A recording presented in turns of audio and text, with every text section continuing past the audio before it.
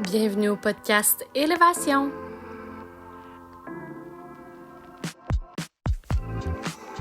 Bonjour tout le monde! Donc aujourd'hui, dans le podcast, j'avais envie d'aborder un peu le sujet de mon mode de vie différent que j'ai choisi. Puis de parler un petit peu de ce que je vis. Peut-être qu'il y en a qui vont se reconnaître là-dedans. Je pense que j'en ai un petit peu parlé, mais brièvement dans certains épisodes. Mais moi, dans le fond, je suis mère monoparentale d'un petit garçon qui va bientôt avoir 5 ans dans quelques mois. Puis je l'ai à temps plein. Il voit son papa une fin de semaine sur 2 seulement. Donc, je l'ai vraiment tout le temps avec moi. Puis j'ai décidé là, de le garder avec moi à la maison, de ne pas l'envoyer à la garderie, de ne pas l'envoyer à l'école non plus. Le but, c'est de faire l'école à la maison. On a commencé justement la maternelle, donc pour se préparer à l'entrée de la première année ensuite. Puis là-dedans, moi, je suis travailleur autonome, donc j'ai mon entreprise en soins énergétiques, massothérapie. Je fais des méditations, je fais plein de choses. Probablement, là, je suis en train de monter une retraite pour 2024 aussi. Donc, c'est un style de vie qui est plus différent de ce qu'on connaît. Déjà, d'être travailleur autonome, c'est pas tout le monde qui est à l'aise avec ça. On connaît beaucoup plus le mode de vie peut-être des salariés, quoique depuis la pandémie, je pense que ça a changé beaucoup. Il y a beaucoup de gens qui ont quitté leur emploi pour se lancer justement dans leur entreprise et devenir travailleur autonome. Donc moi, j'ai toujours été travailleur autonome là, depuis que j'ai mes 17 ans. Je suis massothérapeute, j'ai toujours eu ma business et j'ai toujours travaillé pour moi-même. Puis ça a toujours été quelque chose qui était fait pour moi. Là. Je pense pas que je serais capable de travailler pour quelqu'un en tant que tel. Puis c'est surtout pour la flexibilité de l'horaire. J'ai toujours voulu faire mes propres horaires, pouvoir partir où je veux, quand je veux, faire ce que je veux et sans obligation, plus de liberté. Et depuis que j'ai eu mon garçon en 2019, ben là, ça l'a changé encore plus parce que là, je voulais passer vraiment le plus de temps possible avec lui et c'est encore le cas. Tout en jonglant avec le reste autour qui est de plus en plus difficile, je trouve. En l'ayant tout le temps avec moi à la maison, en essayant de faire des activités, en faisant l'école, mais en essayant de travailler aussi sur ma business. Tu sais, juste là, d'enregistrer les podcasts, de faire mes soins et tout ça. Les horaires sont beaucoup plus limités. J'ai souvent l'impression de manquer de temps. Puis là-dedans, ben j'ai un garçon qui a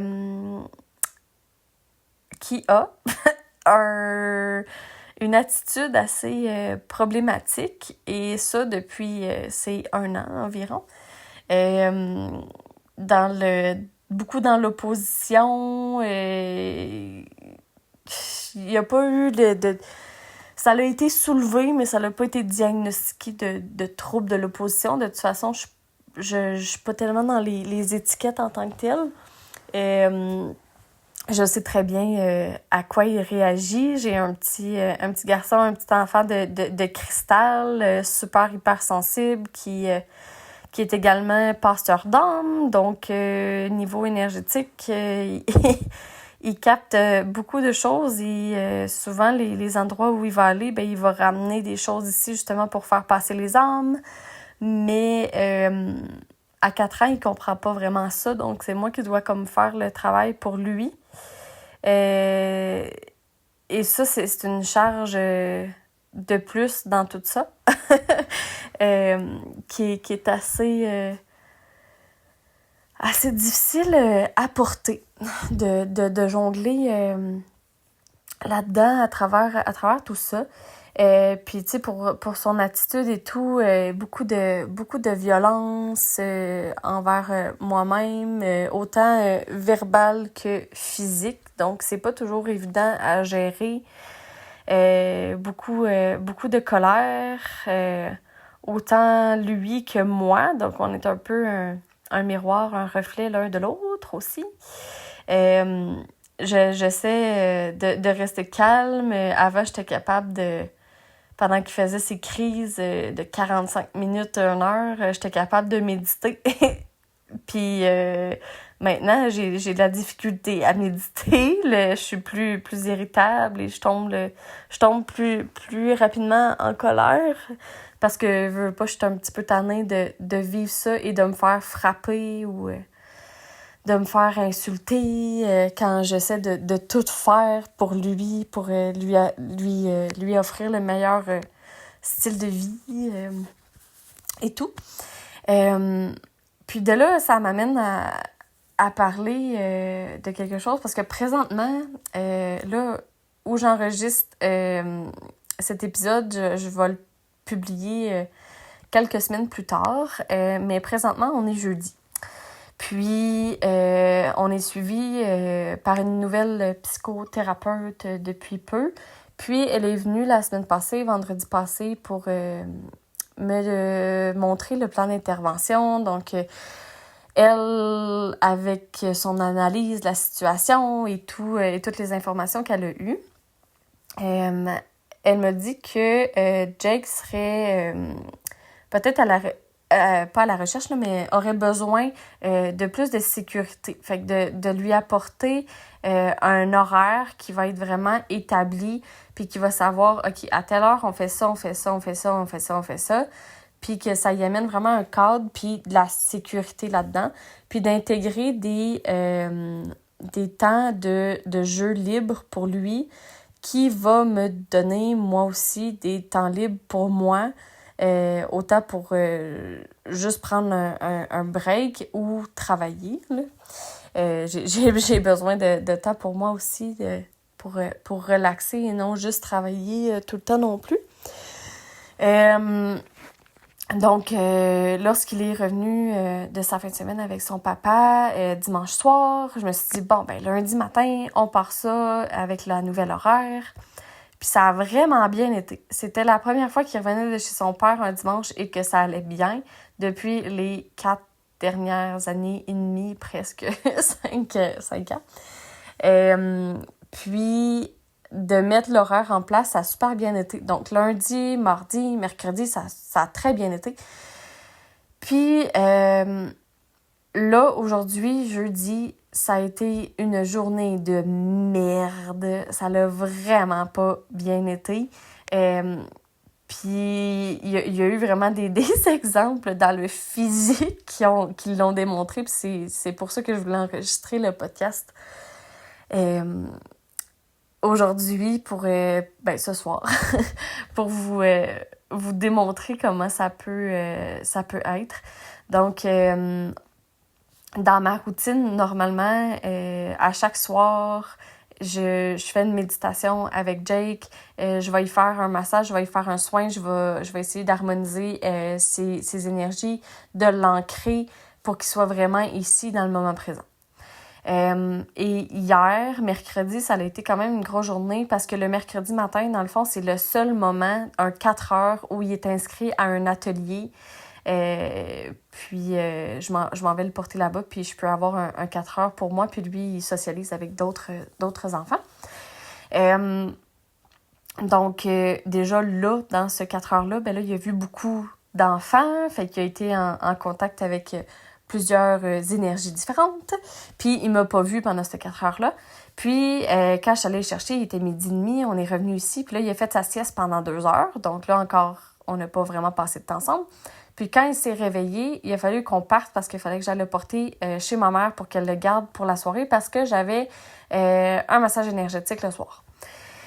Donc, mercredi, on n'a pas passé beaucoup de temps ensemble. Puis là, il a été en contact avec beaucoup d'énergie à la je l'appelle la garderie, là, mais c'est pas une garderie en tant que telle, c'est un organisme à but non lucratif qui offre des ateliers. Puis, il a été en contact aussi avec les énergies de ma mère dans sa maison, les énergies de ma mère, les énergies de mon père.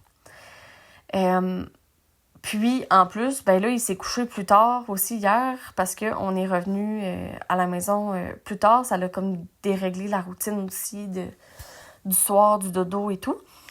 Et je pense que ça a été comme le melting pot de plein d'affaires qui a fait que ce matin, direct quand il s'est réveillé, la journée a mal commencé, ça a mal été, il a rien écouté de la journée, il a fait des crises, il a braillé, il était en opposition, et il faisait tout pour faire chier.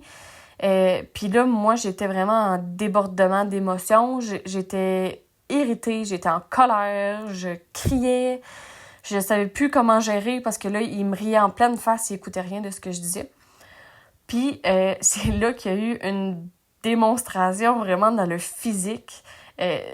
Jake a été chercher sa bouteille d'eau sur le comptoir pour boire de l'eau et il a accroché ma bouteille d'eau qui a pété sur le comptoir. Il y a eu de l'eau qui s'est déversée partout sur mon comptoir et qui a dégoûté vraiment partout par terre, sur les chaises, sur les tabourets et tout. En tout cas, il y en avait partout dans la cuisine. Puis, c'est là que j'ai fait, voilà la démonstration de comment il est pas dans ses pieds, il est pas ancré présentement. Puis, il me démontre, moi, en reflet, comment je déborde d'émotions présentement puis que c'est tout en train d'exploser. L'eau représente les émotions. Donc là, il y a eu un débordement d'eau, il y a eu de l'eau partout dans la cuisine et c'était exactement ça. J'étais en débordement d'émotions. Puis, il y a même eu une autre situation un petit peu plus tard, je pense 1 heure plus tard. J'ai été arroser les plantes dans la chambre de Jake qui était toute sèche. Puis, quand on est venu pour se coucher dans son lit et faire la routine du dodo, il me dit « Ah, maman, ma table de chevet est mouillée. » Je fais « Ah, tabarnouche, pas encore un autre débordement d'eau. » Il y avait de l'eau partout sur la table de chevet, partout à terre. Le livre qui était là, il était tout mouillé aussi. Là, j'étais « Hey, wow! » En 1 heure, en l'espace d'1 heure, il y a eu 2 débordements d'eau dans la maison.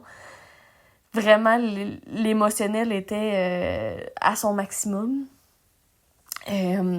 Puis...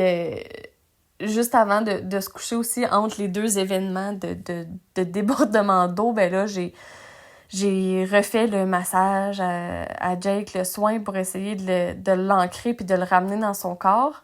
Parce que là, hier soir, vu qu'on est revenu tard, j'ai pas pu y faire de soins non plus. Fait que là, ce soir, c'était comme à rattraper. Puis je l'ai vu dans la journée qu'il était tellement pas là, il était complètement dans les airs, ailleurs, il était pas ici, là. Donc, j'ai fait son soin pour essayer de le ramener le plus possible. Fait qu'à voir demain si ça va mieux se passer, je le souhaite. Mais c'est ça. Fait que c'était comme un partage d'un moment de ma vie pour vous démontrer les expressions ou qu'est-ce qui va arriver dans le physique qui nous démontrent ou qui font un signal d'alarme de comment on se sent à l'intérieur de nous. Fait que de commencer à prendre conscience de ces signaux-là. J'ai fait l'autre fois le podcast par rapport à tout est émotionnel. Tu sais, quand le corps envoie des signaux de douleur, de malaise, de maladie ou peu importe pour nous montrer qu'on a des émotions. Mais dans le physique aussi, il y a d'autres choses, pas dans le corps physique, oui, mais dans le physique matériel autour de nous, il y a des situations qui arrivent justement pour nous faire prendre conscience de ça, qu'on est complètement déconnecté ou qu'il faut qu'on revienne dans nos pieds, il faut qu'on refasse notre ancrage, qu'on libère les émotions qui sont là aussi. Fait que c'est ça. Puis c'était un petit épisode pour vous faire un petit résumé de ma vie, un peu comment ça peut être chargé. Puis j'avais fait aussi là je pars sur une autre branche, mais j'avais fait un podcast avec mon ami Raphaël, puis on avait parlé de l'aspect de la communauté, puis ça c'est quelque chose que les deux ont ça vibre pour nous, puis on a toujours voulu avoir justement cette communauté-là, de se créer une communauté qui est proche, où tout le monde peut s'entraider, et surtout, justement, tu sais, avec des enfants. Puis c'est pas quelque chose qu'on a présentement. Tout le monde est à distance. On dirait qu'il n'y a plus personne qui est là pour vraiment s'aider, s'entraider. Il y a toujours de l'argent qui est en compte. Il n'y a plus, c'est ça, il y a plus l'aspect d'entraide de communauté.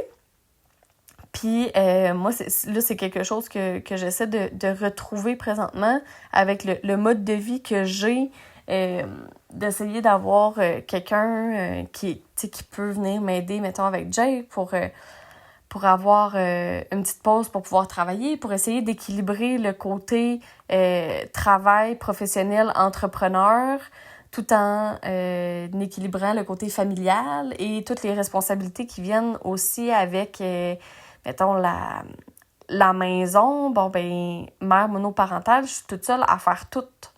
Tu sais, j'ai pas personne qui est là pour m'aider dans la maison. J'ai pas personne qui est là pour prendre le relais si ça va mal avec Jake, pour que j'aille juste prendre un bain ou un break pour respirer puis me recentrer. Fait que c'est beaucoup de responsabilités sur le dos. Puis souvent, c'est très, c'est très épuisant physiquement et mentalement de réussir à faire tout ça. Puis je sais que j'en parlais justement dans un épisode des blessures d'âme où je me mettais vraiment beaucoup de pression, tu sais, puis quand il y a beaucoup de choses à accomplir comme ça, une liste de tâches à faire, de choses à accomplir qui s'ajoutent, puis ça termine jamais, d'essayer d'arrêter de se mettre la pression avec ça, puis de ralentir un petit peu. Puis encore là, comme dans le dernier épisode que j'ai parlé de venir vivre selon les cycles et les saisons, de ralentir là, quand l'hiver arrive, de rentrer en introspection et tout. En tout cas, c'est beaucoup de choses que je vous parle dans mes épisodes, que j'essaie de mettre moi-même justement en pratique dans ma vie présentement. Donc, ça fait un petit bout, bientôt 20 minutes que je parle. Je pensais que ça faisait même plus longtemps que ça que je parlais. Mais je pense que j'ai tout dit dans cet épisode, ce que je voulais dire aujourd'hui, ce que je voulais partager avec vous. Donc, comme à l'habitude, si jamais ça a été quelque chose qui a vibré avec vous, que vous voulez discuter parce que vous vivez des choses semblables, ça va me faire plaisir. Si jamais vous avez des commentaires aussi, vous pouvez les laisser sous la vidéo, sous l'émission, l'épisode du podcast. Et on se voit la semaine prochaine dans un nouvel épisode. Donc, je vous souhaite une excellente journée. Bye bye!